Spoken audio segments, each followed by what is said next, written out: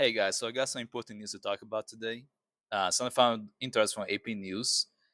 The Brazilian government have already basically starting a verdict and sentencing for Brazil's ex-president Bolsonaro, and the sentencing is set to start in early September. So as a Brazilian, I'm just really happy that Brazil did the right thing.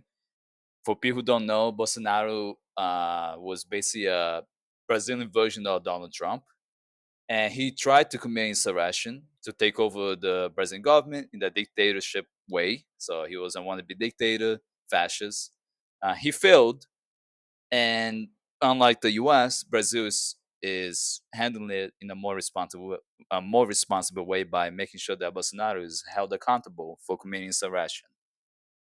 Unlike in the U.S., where Trump not only was voted a second time, was never fully found guilty of impeachment because the Senate didn't go forth with it. Only the House impeached him, but the Senate didn't find him guilty of anything. And only that, he also pardoned 1,500 insurrectionists that he also engaged with and pushed them to do it. So the very fact that he was allowed to run again and never was fully impeached, because he was impeached by the House but never found convicted in the Senate, and then was still voted for president a second time for a second term. And look what's happening now. We're basically truly a police state and military state at this point. But I'm happy that Brazil is the opposite. They already done this before. This is not the first time they impeached presidents and found them guilty of illegal actions. I'm just happy that Brazil is still doing that.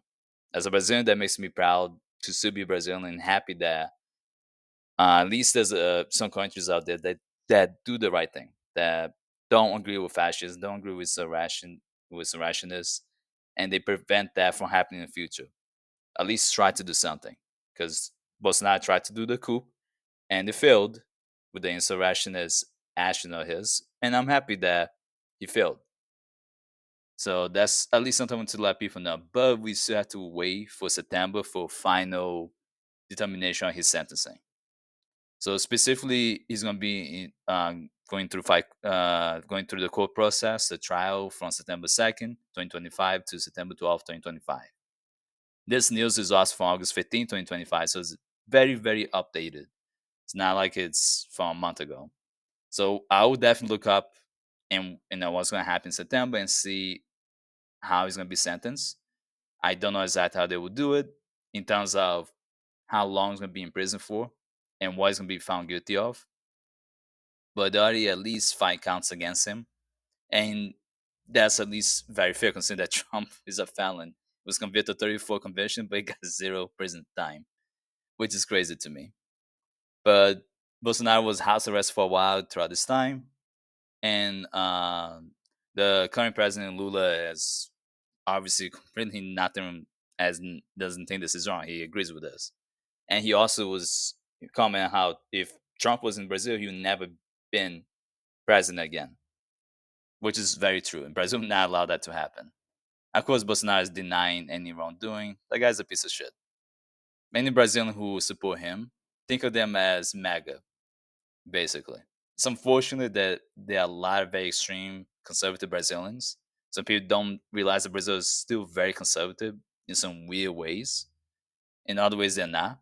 But I just want to talk about this a bit, and that's how it's scrolling down for you guys to read more in detail. But like I always do, it's going to be in my description. Next thing I want to talk about is how this is the opposite of what happened in Brazil. The El Salvador president Bukele, he approved indefinite presidential election and extends term to 6 years. Uh, it's just interesting how the very opposite happened in El Salvador compared to Brazil and the U.S. In the U.S., basically very similar to, in a way, to how El Salvador re-elected based on other fascists, the same one again, and he's also young. He's much younger than Trump, not as dumb as Trump.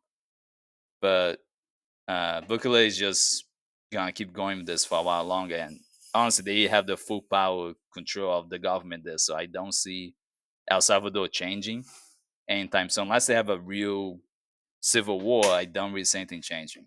And I don't think they really have the numbers to really initiate any type of revolution. So I really think that El Salvador is kind of gonna be screwed for a while, and it's not like a country that is so needed for economic reasons for multiple other countries like the US or Brazil are. So when this happens to a smaller country, very little is going to be done to stop it. So I will see what's going to happen in the next few months or year. See if anything's going to change with this situation. Probably not. I'm sure it's going to be there for not 6 years plus because they'll probably do this again as they had the full control of the government in every level, at least in terms of the federal level. And I don't think they have much power in the local governments to really do anything. And the vote passed with 57 in favor and 3 opposed. So basically, most people support this. They have a whole super majority there. That's what Trump wants. Trump wants to basically do the same thing as him, take over the government, be there for as long as he wants to be, and choose who he wants to be the next president. If he doesn't want to run in 2028, at least by minimum he wants someone else, like his son, to take over. I don't think Trump necessarily wants JD Vance to be the next president.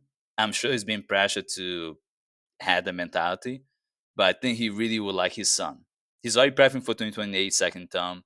You can argue that he's going to try to run again, but I do think he, if anything, he would just use his son as a backup plan to run for his first term, and then he just maybe be his VP or something. Knowing Trump, he would try to do some BS like that too, if anything.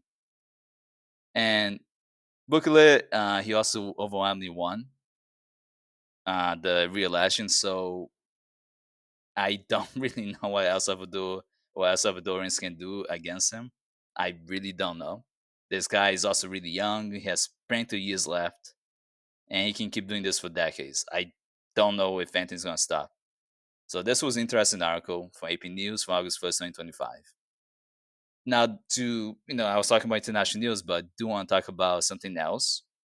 Also, how Nobel Committee for the Nobel Prize Committee quietly removed Trump's name from Peace Prize nominee list.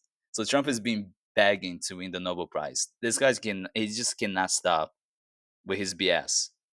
Trump just wants to have everything.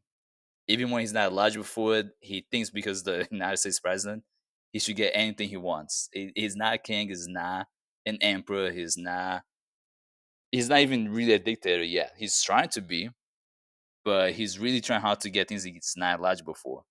And the reason why they remove his name was because they cite the violations of international norms, which very true. He violated international norms and arguably some lawsuit and ongoing criminal proceedings. The committee stripped the nomination. Yeah, there are a lot of charges, many lawsuits and things that Trump has done that lawsuits against Trump and how he violated the US Constitution multiple times. So it makes sense why he shouldn't win this. Nobel Committee removes him, and yeah, this is something I thought was interesting. From August 16, 2025. Just a quick image so people have an idea what's going on. Trump criticized for pathetic cold call to Norway for Nobel Peace Prize bid. He also called them to be part of the Nobel Prize. This from August 16, 2025, this article.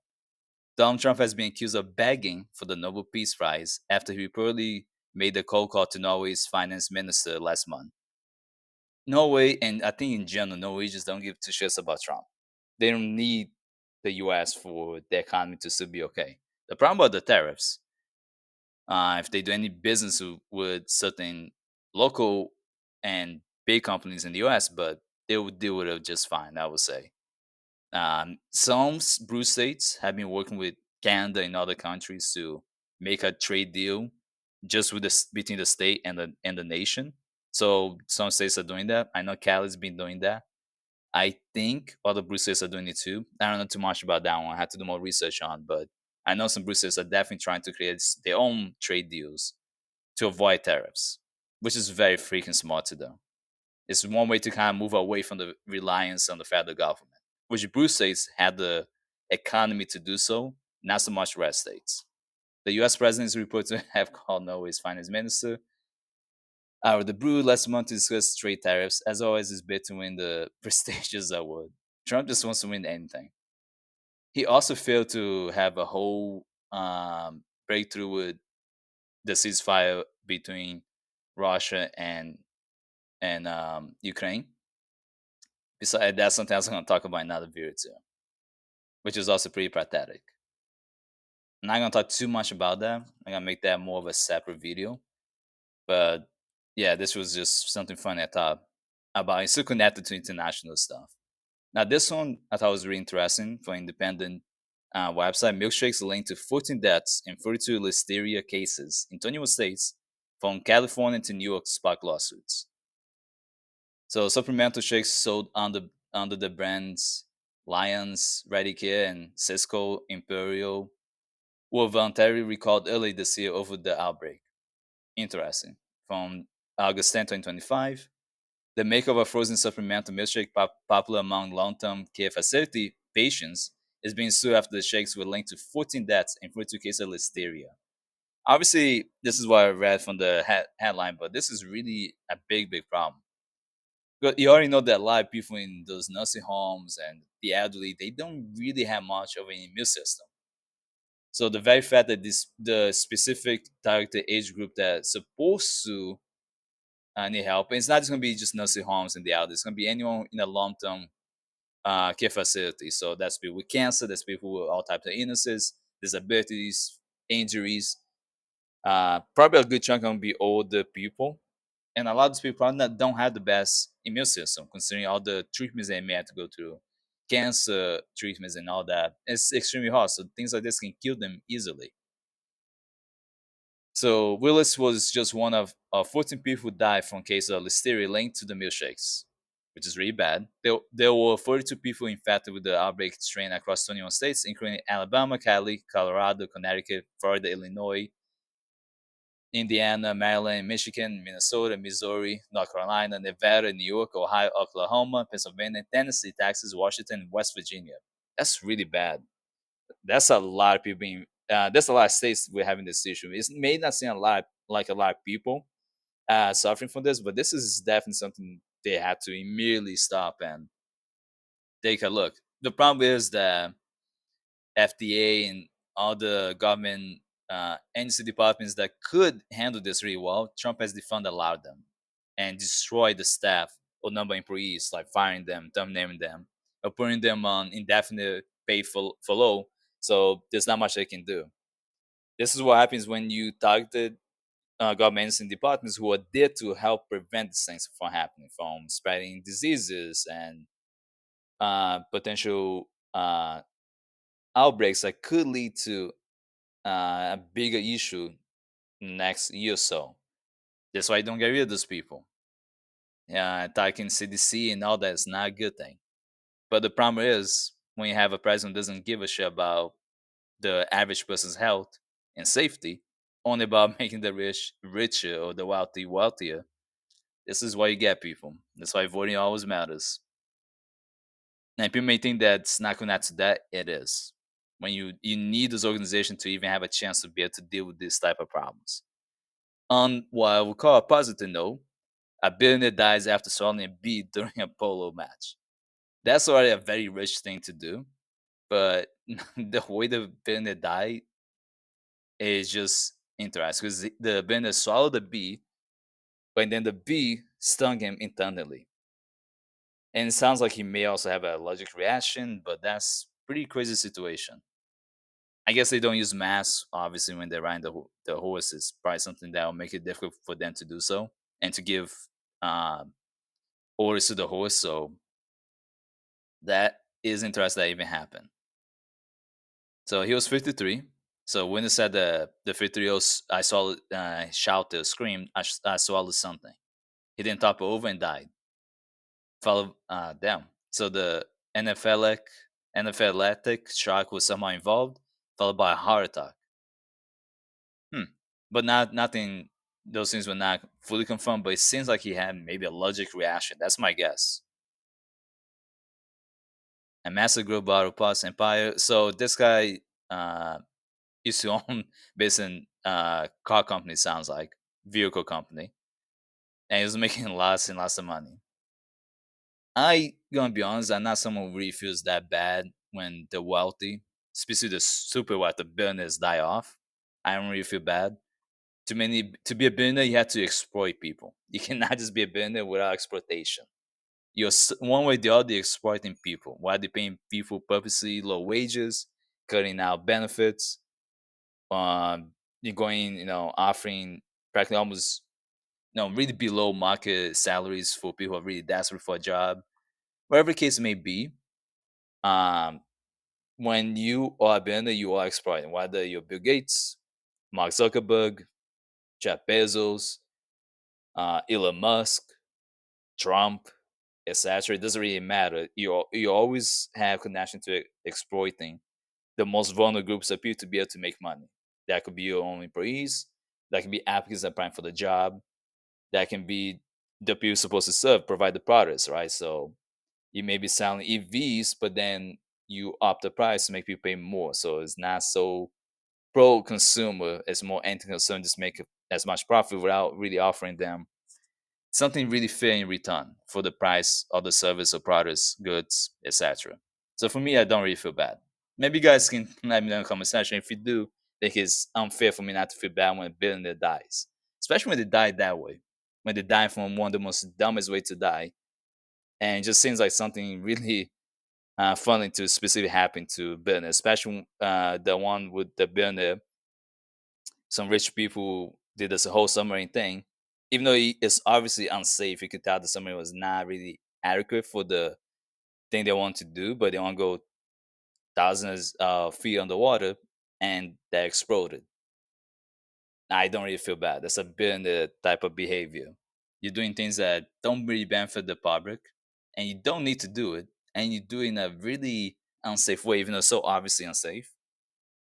But now billionaires have brains. Just because you have money doesn't mean you're necessarily very intelligent.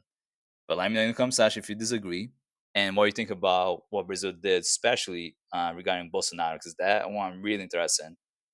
And I'm happy Brazil did that. Not super surprised because Brazil actually takes, coups and insurrectionist actions seriously.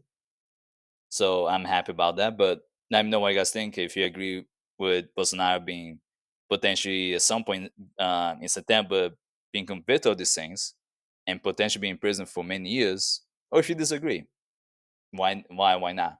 We can talk about it, and then of course we can discuss about anything else like the Milkshake situation and El Salvador situation with a literal fascist dictator there. But let me know what you guys think. We can always agree, disagree, and have a debate fan thing. And if you like this video, like and subscribe. If you watch this on TikTok, follow us on TikTok, and can support us on Patreon as per usual. Have a safe day, guys.